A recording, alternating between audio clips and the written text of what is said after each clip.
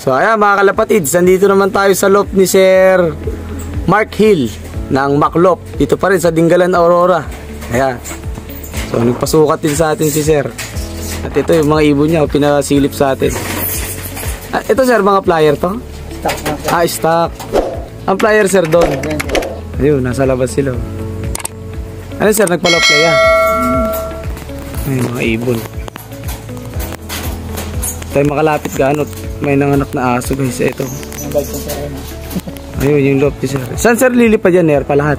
Ner pa sir. Gati na. Meron pa rito si sir, tipler. Ayan o. Nalaman ko din, naglilipad pala si sir ng tipler. Nakakawi sir? Sir, nakawi yan na Infanta. Infanta Quezon. Diba? Malakas din ang maming instinct ng tipler. Hindi lang sa endurance, pati sa racing. Pero nakakross na siya sir sa kinocross mo? Nakakross lang sir sa racing pa. Kinocross siya sa racing. Mga palaban siya, mahilig siya sir of color. May mga of color siya. May mga white. Sa amin sir, hindi uso ang puti butas-butas sa hindi nawa. Talagang walain talagang kahit gaano kaganda ibon, sila una nawawala agad. Kasi tulad nun, hindi naman territorial lang ni Falcon yung lugar niya. Ayan, nalapitan natin konti yung mga ibon ni sir dito. Bakit sir may wire sa taas? Kasi para hindi dapuan pa rin. So yung discarding ganyan, para hindi dapuan. Kaso medyo tayo na ilagay ni sir, medyo smooth. Dapat yung medyo talagang tulis-tulis. Ayun, parang nasa bakod. Ayun. Ang dami ibon dito, flyer. Ilang taon ka na sir naglilipad? Ito ba lang sir, mga pa lang ngayon. Pang 2 years pa lang. Pang 2 years. Ito nga pala si Sir Mark. Ayun. Baka may gusto ko, shoutout sir. Shoutout po sa mga magkakalapat ng Dingalan. Team Dingalan. Ito, mahilig din pala sa si sir, sa ringneck dove. Pero yung mutation ng ringneck dove niya, hindi yung ganun sa atin. Isa kanila, yung color, white. O, black yan sir? Black. May hindi na nagbablock sir, ganun lang. Ganyan lang. Diba? Ibang mutation. Saka yung tinan nyo yung pakpak nila, sa atin brown, sa kanila is white. Parang naging white feather.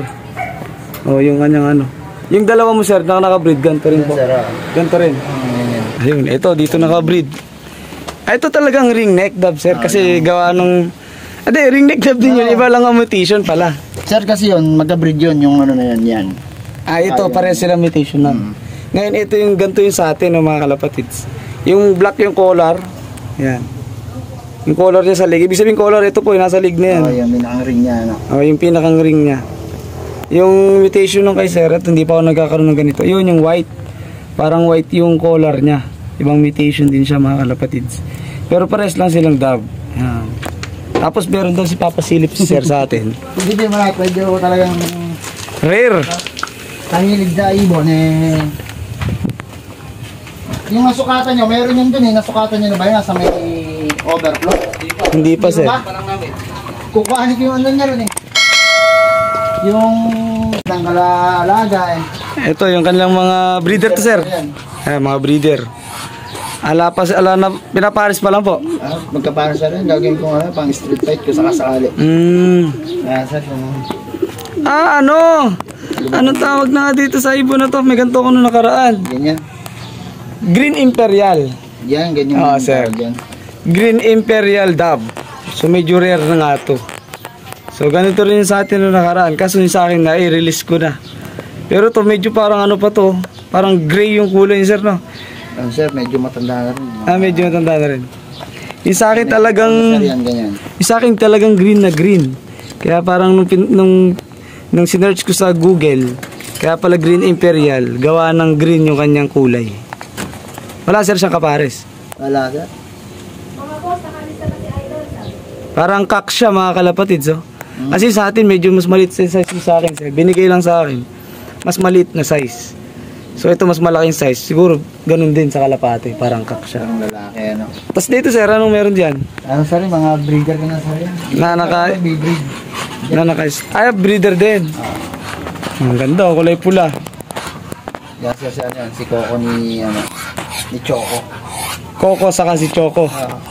Yan sir, may mga handpid ko lang yan. Ito mga to. Parang Philippine flight. Pero nilalaban mo rin sila. Sir. Ano dito lang talaga sila. Dito naman tayo sa Barangay Poblacion. Sa loob ni Sir Steve. Yan. Coincidence, kanina nung naghahanap tayo nung lugar kung saan yung proper ng Dingalan, si Sir rin natanong natin. Ikaw ba Sir kanina? Nagulat ako. Nandun pala ako sa loob ng ano, gantong-ganto yung tsura ko kanina. Homing pigeon, sabi niya sa akin kanina. So nagulat ako. Paano mo Sir nakilala? Nanonood ako ng mga vlog mo. Grabe, nagulat ako. Napagtanungan namin, isa pala sa susukatan at magpapamember sa HPC, sa Homing Pigeon Club. Nakakatuwa lang na sa dami ng taon tatanungan namin, na-champuan pa si Sir. Kaya nakilala kita, Homing Pigeon, ka sa akin agad. Ito yung love ni Sir, simpleng-simple lang. Saan ka ang club lumalaro ngayon, Sir? Nerpa. Nerpa din. Yeah. Halos lahat ng Dingalan or Gabaldon, naglalaro Nerpa. Puro Nerpa. Hindi masyado. Pero ito mga matured na to Sir, no? Ayan. Pero mga flyer sila. Hindi, yung isa yan din. Ay, yung mga yon flyer. Ayun. Yan ang leader yung isa. Maganda. Ito Sir. Ayan, Flyer. Ayun, meron pa pala dito. Mga banded na po ito ng Nerpa. Ay, Nerpa. Yung iba kumbring lang eh. North po lalabanan nito, South. South. South. Kailan po start ng laban nito? Bali, kailan pa lang start natin, Nerpa? Nerpa, kailan yung start dito? Training na. Ito mga to. Pero itong mga to, parang mga medyo bata po. Bata pa yung mga 3 months. Nasa palpit. Hindi natin makikita yung mga breeder ni Sir Steve. Gawa ng nasa ibang location Sir na. Nasa ibang location yung kanyang mga breeder. Yan. Wala naman Sir dagit doon. Wala naman. Ayun. Nangunguha siya Sir ng dagit. Hindi. Hindi. Yan. Ano, good fancier pala to Sir Steve. Di ba? Kaya sana tutularan natin. Hindi tayo nang dadagit. Pag may dagit Sir, ang ginagawa? Pinapakulan natin. Yun. Baka sa vlog lang ha. Hindi Sir binibenta. Masama yun Sir, di ba? Bawal. Masama rin gawing breeder. Hula-hulaan mo ng line, di ba? Kaya naman natin bumili ng ano. Yan! Kaya nga tayo nagtatrabaho. Kaya nga tayo para siyempre sa matustusan yung mga pangangailangan din ng mga kalapate or kung ba hihilig natin, di ba? So ito yung parang hinipo ko kasi nga young bird. So kasi sa amin Sir sobrang babata eh. Kumbaga parang challenge yun sa amin, 6 months lang. Simula ka ng pag-breed, sa after 6 months, derby na. Kalalabasan ng ibon, kung makakapag-breed ka ng unang month, parang, tas tuturuan mo siya ng 1 buwan pa, sa viewing, sa turo, parang 4 months lang. Yung talagang edad ng ibon. Sobrang bata. So dito sa inyo Sir, para ma-idea lang kami. Pag-release po ng ring, ilang buwan yung lilipas para ilaban yung ibon? Start. Kada lang 7 to 6 months. Pag nag-breed yan, natakutan mo yung ring. Pag 7 months. Pero nagbihis ng ibon. Ganito na. Yan. So, Sir, anong experience nyo sa ganon? Mas okay ba yun kaysa sa mga 4 months? Sobrang bata kasi yun. Wala. Lakas kasi dito. Malayo kasi video. Yan talo. Lakas kasi dito. Sa iba na lang din Sir. Pero sumira naman yung 4 months. Tumira sa kanya speed eh.